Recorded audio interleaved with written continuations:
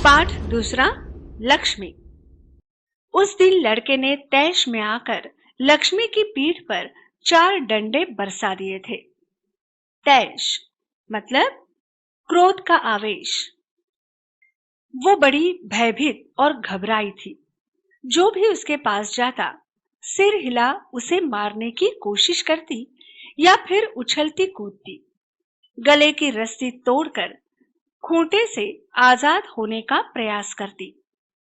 करामत अली इधर 2-4 दिनों से अस्वस्थ था, लेकिन जब उसने ये सुना कि रहमान ने गाय की पीठ पर डंडे बरसाए हैं, तो उससे रहा नहीं गया। वो किसी प्रकार चारपाई से उठकर धीरे धीरे चलकर बथान में आया। बथान मतलब पालतू गाय बैल के रहने का स्थान। आगे बढ़कर उसके माथे पर हाथ फेरा, पुचकारा और होले से उसकी पीठ पर हाथ फेरा। लक्ष्मी के शरीर में एक सिहरन सी दौड़ गई। सिहरन मतलब ठंड या भय से होने वाला कंपन, कपकपी। ओह, कमबख्त ने कितनी बेदर्दी से पीटा है।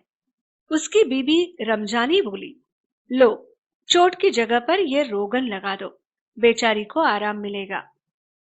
करामत अली गुस्से में बोला, क्या अच्छा हो अगर इस लाठी से तुम्हारे रहमान के दोनों हाथ तोड़ दिए जाएं? कहीं इस तरह पीटा जाता है?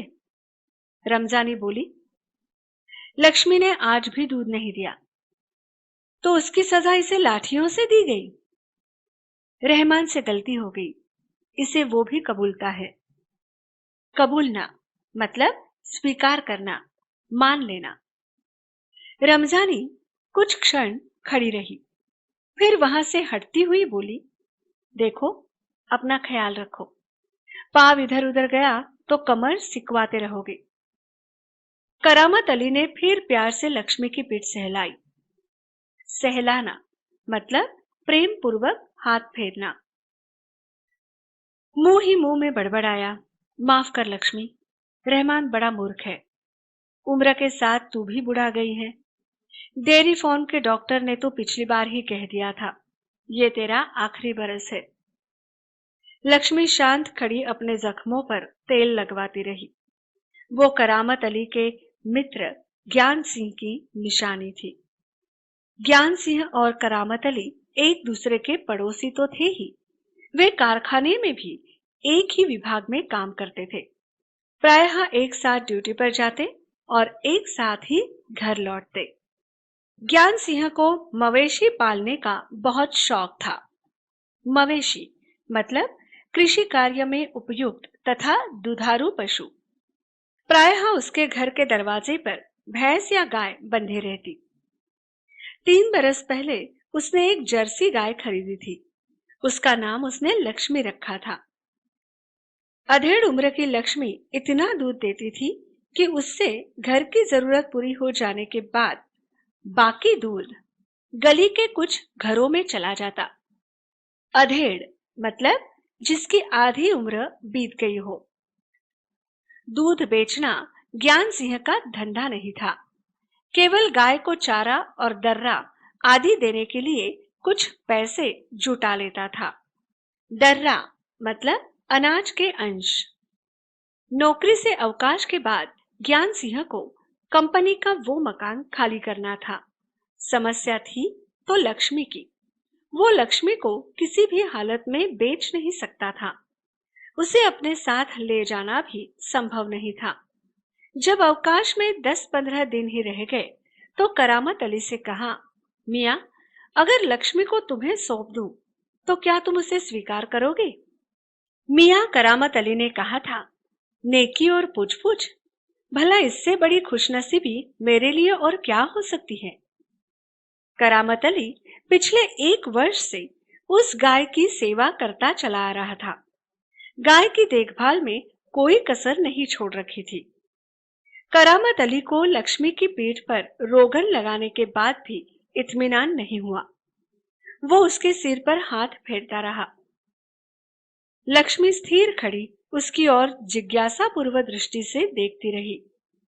करामत अली को लगा जैसे लक्ष्मी कहना चाहती हो, यदि मैं तुम्हारे काम की नहीं हूं तो मुझे आजाद कर दो। मैं ये घर छोड़कर कहीं चली जाऊंगी। करामत अली ड्यूटी पर जाने की तैयारी में था।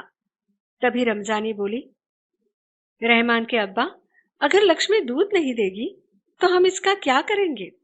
क्या खूंटे से बांधकर हम इसे खिलाते पिलाते रहेंगे? जानवर है, बंधा है तो इसे खिलाना पिलाना तो पड़ेगा ही।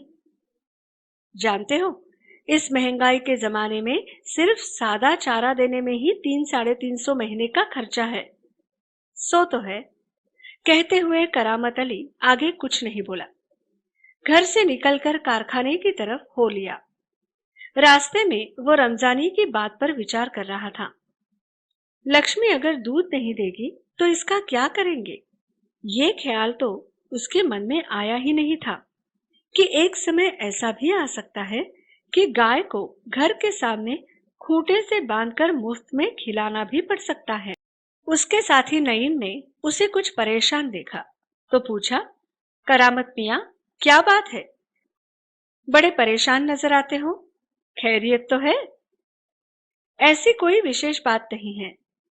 कुछ तो होगा। क्या बताऊं? गाय ने दूध देना बंद कर दिया है।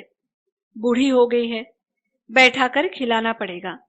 और इस जमाने में गाय भैंस पालने का खर्चा, इसमें परेशान होने की क्या जरूरत है? गाय बेच दो। करामत अली ने होका भरते हुए कहा, हाँ, परेशानी से छुटकारा पाया जा सकता है। होका मतलब दीर्घ निश्वास। बहुत आसान तरीका है। लक्ष्मी को बेच दिया जाए। वो नईम के पास से हटकर अपने काम में जुट गया। करामत अली रात का गया सवेरे कारखाने से घर लौटा। रात की ड्यूटी से घर लौटने पर ही वो लक्ष्मी को दूहता था। घर में घुसते ही उसने रमजानी से पूछा, क्या लक्ष्मी को अभी तक चारा नहीं दिया? रमजानी बोली, रहमान से कहा तो था। तुम दोनों की मर्जी होती तो गाय को अब तक चारा मिल चुका होता। अगर वो दूध नहीं दे रही है तो क्या उसे भूखा रखोगे? कहते हुए करामत कटा हुआ पुआल, खली और दर्रा आदि ले जाकर लक्ष्मी के लिए सानी तैयार करने लगा। पुआल मतलब धान के सूखे डंठल जिनमें से दाने निकाल दिए गए हों। सानी मतलब दर्रा, खली आदि मिलाकर पशुओं के लिए तैयार किया गया भोजन। लक्ष्मी उतावली सी तैयार हो रही सानी में मुंह मारने लगी। मुंह मारना मतलब जल्दी जल्दी खाना। गाय को सानी देकर करामत अली उसकी पीठ देखने लगा। रोगन ने अच्छा काम किया था। दाग कुछ हल्के पड़ गए थे। 10-15 दिनों से यूं ही चल रहा था। एक दिन जब करामत अली ने पुआल लाने के लिए रमजानी से पैसे मांगे तो वो बोली, मैं कहां से पैसे दूं? पहले तो दूध की बिक्री के पैसे मेरे पास जमा रहते थे, उनमें से दे देती थी। अब कहां से दूं? लो, ये राशन के लिए कुछ रुपए रखे थे। कहते हुए रमजानी ने संदूकची में से 20 का एक नोट निकालकर उसे थमाते हुए कहा, इससे लक्ष्मी का राशन ले आओ। ठीक है, इससे लक्ष्मी के 2-4 दिन निकल जाएंगे। आखिर इस तरह कब तक चलेगा? रमजानी दुखी स्वर में बोली। तुम इसे खुला छोड़कर आजमा कर तो देखो। कहते हो तो ऐसा करके देख लेंगे। दूसरे दिन रहमान सवेरे 8-9 बजे के करीब लक्ष्मी को इलाके से बाहर, जहां नाला बहता है, जहां झाड़ झंखाड़ और कहीं धूप के कारण जमीन हरी नजर आती है, छोड़ आया ताकि वो घास इत्यादि खाकर अपना कुछ पेट भर ले। दूब यानी दूर्वा एक खास प्रकार की घास। लेकिन माँ बेटे को यह देखकर आश्चर्य हुआ कि लक्ष्मी 1-1.5 घंटे के बाद ही घर के सामने खड़ी थी। उसके गले में रस्सी थी। एक व्यक्ति उसी रस्सी को हाथ में थामे कह रहा था, ये गाय क्या आप लोगों की है? रमजानी ने कहा, हाँ, ये हमारी गाय का सब चारा खा गई है। इसे आप लोग बांध कर रखे नहीं तो काजी हाउस में पहुंचा देंगे। कांजी हाउस सरकारी मवेशी खाना जिसमें लावारिस पशु बंद करके रखे जाते हैं। रमजानी चुप खड़ी आगंतुक की बातें सुन रही। दोपहर बाद जब करामत अली ड्यूटी से लौटा और नहा धोकर कुछ नाश्ते के लिए बैठा तो रमजानी उससे बोली, मेरी मानो तो इसे बेच दो। फिर बेचने की बात करती हो, कौन खरीदेगा इस बुढ़िया को? रहमान कुछ कह तो रहा था, उसे कुछ लोग खरीद लेंगे। उसने किसी से कहा भी है, शाम को वो तुमसे मिलने भी आएगा। करामत अली सुनकर खामोश रह गया। उसे लग रहा था सब कुछ उसकी इच्छा के विरुद्ध जा रहा है, शायद जिस पर उसका कोई वश नहीं था। करामत अली यह अनुभव करते हुए कि लक्ष्मी की चिंता अब किसी को नहीं है, खामोश रहा। उठा और घर में जो सूखा चारा पड़ा था उसके सामने डाल दिया। लक्ष्मी ने चारे को सूंघा और फिर उसकी तरफ निराशापूर्व आंखों से देखने लगी, जैसे कहना चाहती हो, मालिक ये क्या, आज क्या मेरे भागने को ये सूखा चारा ही है, दर्रा खली कुछ नहीं। करामत अली उसके पास से उठकर मुंह हाथ धोने के लिए गली के नुक्कड़ पर नल की ओर चला गया। 7-8 बजे के करीब रहमान एक व्यक्ति को अपने साथ लाया। करामत अली उसे पहचानता था। इससे पहले कि उससे कुछ औपचारिक बातें हो, करामत अली ने पूछा, क्या तुम गाय खरीदने आए हो? उसने जवाब में कहा, हाँ, बूढ़ी गाय है, दूध नहीं देती। तो क्या हुआ, तुम इसे लेकर क्या करोगे? मैं कहीं और बेच दूंगा। ये तुम्हारा पुराना धंधा है, मैं जानता हूं। मुझे तुम्हें गाय नहीं बेचनी। करामत मियां ने उसे कोरा जवाब दे दिया।